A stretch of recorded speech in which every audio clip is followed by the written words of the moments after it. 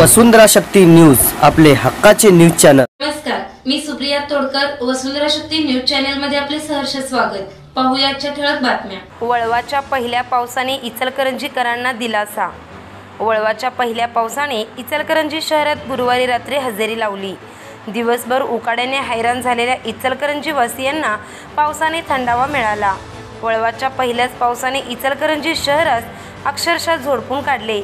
गेल्या 15 दिवसांपासून 30 ते 40 अंश सेल्सिअस पर्यंत पोहोचलेल्या तापमानामुळे उकाड्याने बेजार झालेल्या नागरिकांना या पावसाने दिलासा मिळाला।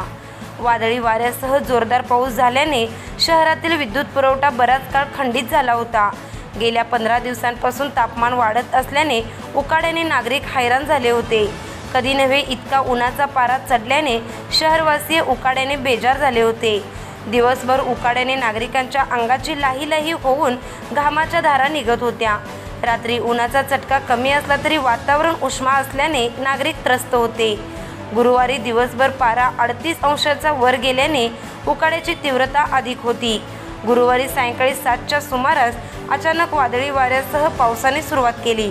सोसाट्याच्या वाऱ्यामुळे शहरातील विद्युत पुरवठा खंडित झाला। वादळी वारा आणि जोरदार पावसामुळे नागरिकांची तारांबळ उडाली। सुमारे तासभर झालेल्या पावसामुळे हवेत गारठा निर्माण झाला होता। अनेक ठिकाणी झाडांच्या फांद्या तुटून पडल्या होत्या, तर लायन्स ब्लड बँकेजवळ उभी असलेल्या कारवर झाडाची फांदी तोडून पडल्याने कारचे नुकसान झाले।